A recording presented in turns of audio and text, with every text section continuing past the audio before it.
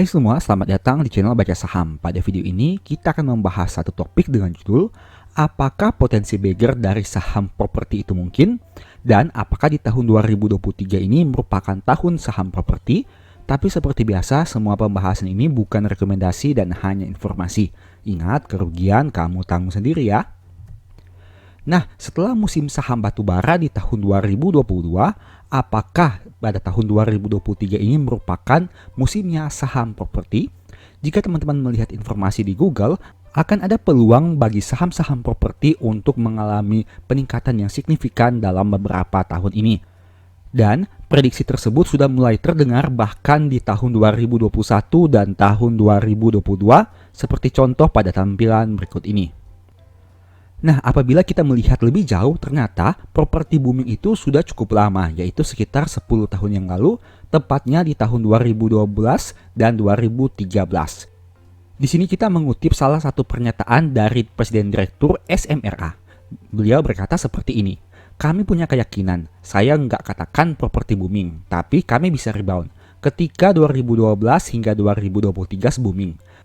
2014 keterlambatan akibat kebijakan BI ketatkan KPR, 2016 hingga 2017 kontraksi akibat perlambatan, 2018 mulai bangkit dan 2019 rasakan luar biasa."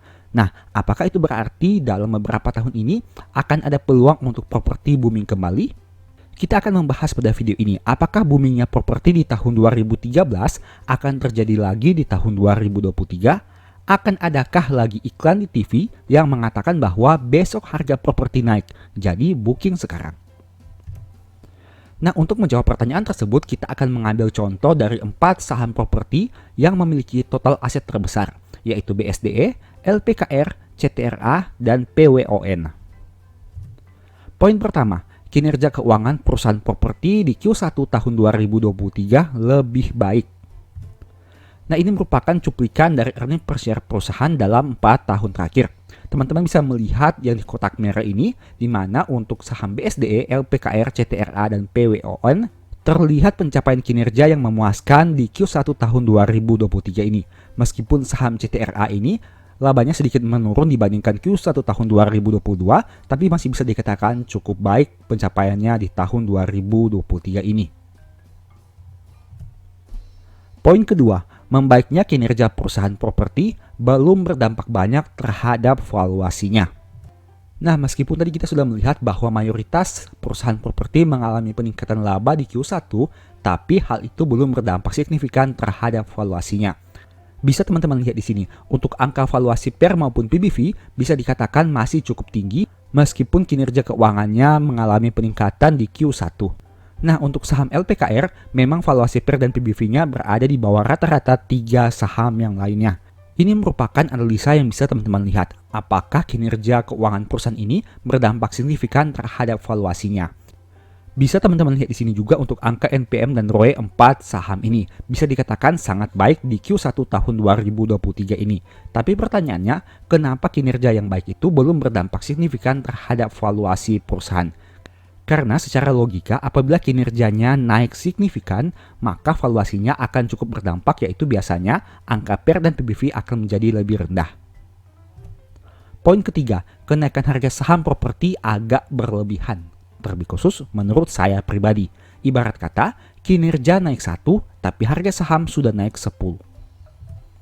Bisa teman-teman lihat di sini, untuk saham BSDE, LPKR, CTRA, dan PWON dalam 1 tahun terakhir, yaitu di tahun 2023 ini, kinerja sahamnya naik cukup signifikan dari angka 9,65% naik hingga 30,98%. Ini merupakan salah satu hal yang harus digarisbawahi. Apakah kenaikan kinerja perusahaan setara dengan kenaikan harga sahamnya? Apabila teman-teman melihat tadi, untuk aspek laba saja, peningkatannya sebenarnya tidak terlalu istimewa meskipun terjadi kenaikan. Sekarang pertanyaannya, apakah layak untuk saham-saham ini mengalami peningkatan harga yang signifikan pada saat kinerjanya belum naik signifikan? Poin keempat, tahun 2013, minat dan daya beli masyarakat terhadap properti tinggi. Bagaimana dengan tahun 2023? Ini merupakan cuplikan dari laporan tahunan BSDE tahun 2013.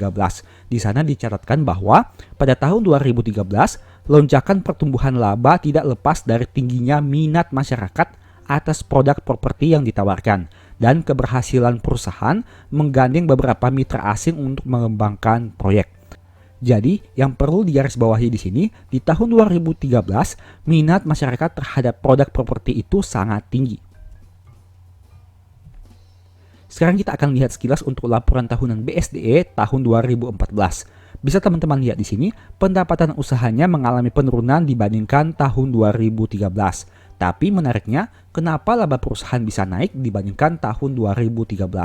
Ada dua kondisi. Yang pertama, perusahaan melakukan efisiensi biaya sehingga meskipun pendapatannya turun, labanya masih bisa tumbuh. Dan kemungkinan kedua, karena perusahaan ini memiliki sumber pendapatan lain di luar pendapatan operasional utamanya. Nah, berikut ini beberapa kesimpulan yang akan saya sampaikan terhadap video ini. Pertama, kinerja keuangan perusahaan properti memang mengalami pertumbuhan di Q1 tahun 2023, tetapi terlalu dini jika kita menganggap hal ini sebagai tanda dari properti boom. Poin kedua, meski kinerjanya naik, valuasinya masih di situ-situ saja. Berarti harga sahamnya naik terlalu tinggi jika dibanding kenaikan kinerja perusahaan. Kesimpulan ketiga, baik tidaknya kinerja perusahaan properti cukup dipengaruhi oleh kebijakan pemerintah dan perbankan, khususnya kebijakan yang berhubungan dengan kredit kepemilikan rumah. Misalnya, jika bunga KPR rendah, daya beli masyarakat bisa lebih tinggi, dan hal itu bisa berdampak pada peningkatan penjualan properti. Begitu juga sebaliknya. Demikianlah pembahasan singkat dari video ini. Selalu ingat bahwa video ini bukan rekomendasi dan hanya edukasi. Segala risiko kerugian menjadi tanggung jawab kamu sendiri. Nah, kira-kira untuk video selanjutnya kamu ingin dibahas tentang materi apa lagi? Tulis di kolom komentar ya.